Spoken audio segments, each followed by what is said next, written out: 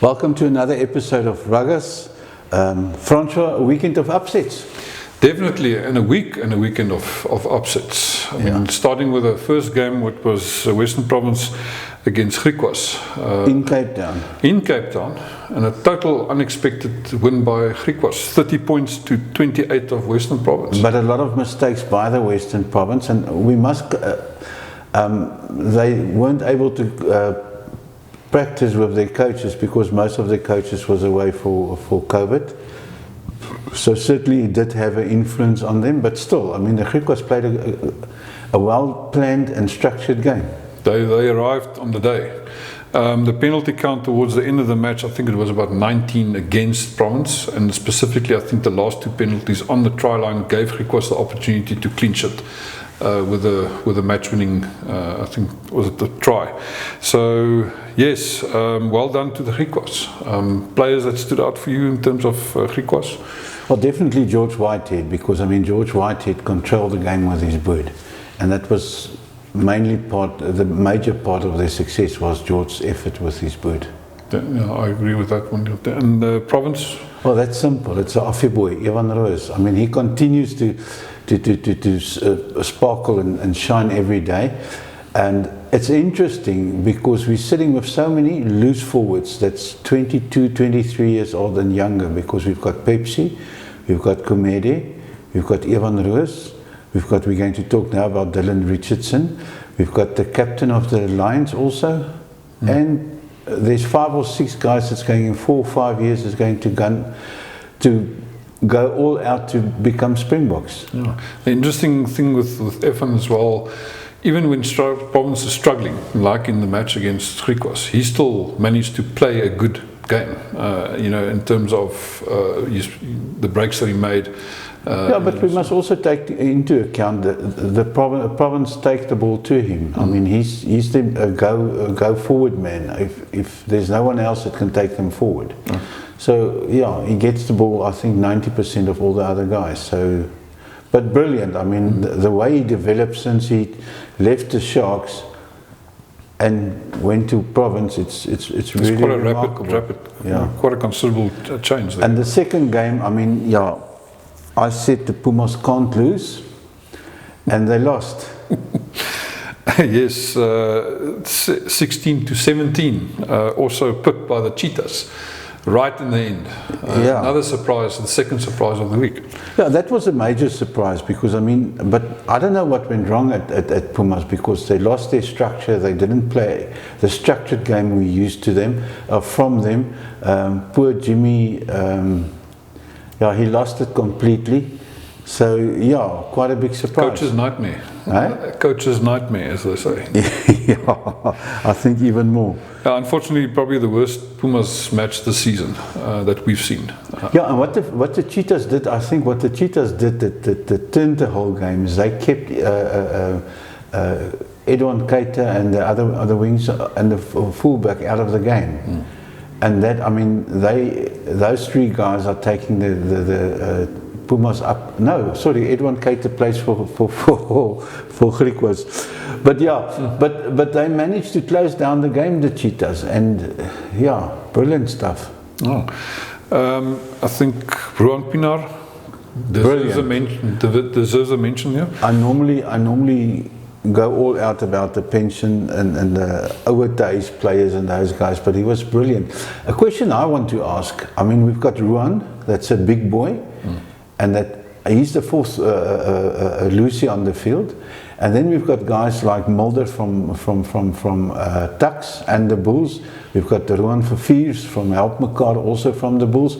We don't seem to like those kind of players anymore. I mean, we had the Joos van der Westhuys and Robert de Pre, all big, tall, hard-playing scrum halves, and now suddenly we don't like them anymore. It's a bit strange.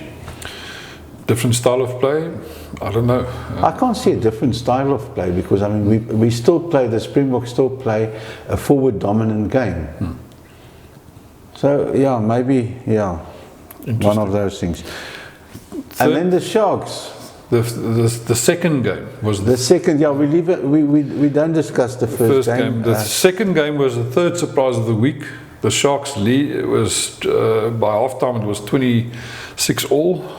Who would have ever thought that? I mean, But they played the right game. They were in the face of the British and Irish Lions. They put them under tremendous pressure, and everybody sees that. But the tries from the Sharks came from the mistakes that the Lions made. But the Lions made the mistake because they were under pressure. yeah, exactly. It was, and I must add, by 26-all, 26 by then, it was already the biggest score that the Sharks have ever in history managed to set up against the British and Irish Lions. And unfortunately, in minute, I think 45, the red card, that incident that unfortunately changed the game. You call it the red card, I call it the brain fart. Jaden Hendrickse, I mean, apparently he's a placid guy and a very friendly guy, no windgatgeit off the field and everything, but I mean... And you know what, he was having a sterling, brilliant game up until then. He was having a brilliant game. Unfortunately, momentary lapse of reason, as they say, and that stopped the momentum of the Sharks totally, because from then it was just Lions, which eventually ended up with 71 in favour of the Lions and 31 in favour of the Sharks. Yeah, I felt they could make history. I didn't think they were lost fitness-wise until the end, but not lose with, 40 points. You know what, I was just sitting there thinking, doesn't matter. I was so much enjoying the way that the Sharks were playing and exposing the Lions, because if you looked at the coaches, the Lions coaches, they're not happy at all. And I could already think they're asking themselves, how could this team put up 31 points against us? Well, the Lions post-match, the coaches and everybody said that they were outgunned in the first half. They don't mention the red card for Jaden and said they changed their tactics. But luckily we also understand English and So major disappointment from my side. I didn't think that Sean Everett could turn around the team that quickly. But the fly half Chris Smith made a major difference in the whole thing. Yes. Then leading up, what's lying ahead for the rest of this week and the weekend? Yeah, the first match is on Wednesday. It's SA team, or shall we say the Springbok team without a Springbok jersey, because the quality of players, that's the best team. Rassie said today, that's the best team they could put on the field apart from the guys that's still isolated with COVID. I'm assuming the reason being the Georgia game being cancelled, therefore the Rassies and the head coach is running out of opportunity to test combinations and prepare for the first test. Well, that's the whole thing that Rassie said.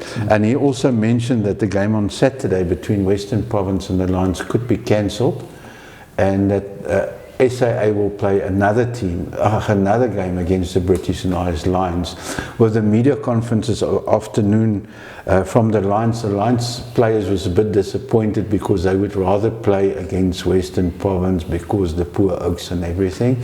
I think maybe they're a bit scared or whatever. But Rassie's argument makes a lot of sense. He said by bringing another group of players in, the British and Irish Lions just expose them to more guys that's not been in a hard bubble like it was. Yeah. Well, and at the end of the day, it's match preparedness for the first test. Yeah. And then the first match is on Saturday at 1:15. But lunchtime. Yeah, Griquas against the Vodacom Bulls. Another surprise? Okay, hopefully not. I think the Bulls will have the edge on that one. You think so? Yes. Because Griquas is also having 3 or 4 of their normal starters back into the game. And they're playing in Kimberley. Interesting. Homeground advantage might come into play here. So I'm going to go for Griquas just to be Carl Fabian. The second one, the next match will be the Lions against the Cheetahs at Ellis Park. Yes, I think Lions should be the favourite on that one. Yeah, mind you, all their players are back. Everybody is back except for Chichuka, the flanker. He apparently is still waiting for a final decision on his shoulder that he injured against the Lions, which was their last game. So, yeah, full strength Lions side, but similar or the same, the Cheetahs will also be at full strength. Because the COVID guys would have been, I think it's clear today or tomorrow when they can start playing again. And the tails might be up after the win against Griquas. So, yeah, so it could be quite an exciting game. And then the last game of the weekend is the Sharks against the Pumas. I think based on the Sharks' stellar performance now against the British Isles Lions, I'm going to have to go for the Sharks as a favourite on that one. No, 100%. We'll all want to go for the Sharks, but I mean, Jimmy would have taken out everything he could hit. It could have hit them and thrown at them and everything. So I think it will be a completely different Pumas team also travelling to Durban. And I'm sure some hard words were said on the bus. I know Jimmy fairly well, and yeah, he doesn't mix his words. Yeah. So yeah, great next weekend. So we'll have to wait until I think the first province media conference is scheduled for tomorrow. Okay. They were also late announcing the times and everything for the media stuff and that. So, but personally, I think we're going to see a SAA versus Lions for the second time.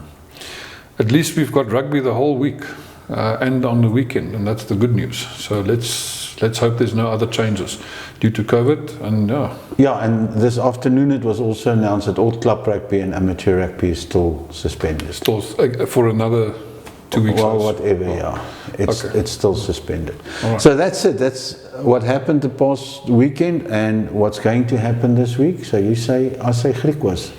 Yeah. For the big surprise. Let's see. I enjoy surprises, so that's it. Thank you so much. May rugby be the winner. No, may Griquas be the winner. Have a nice week. See each other next week Sunday. Thank you.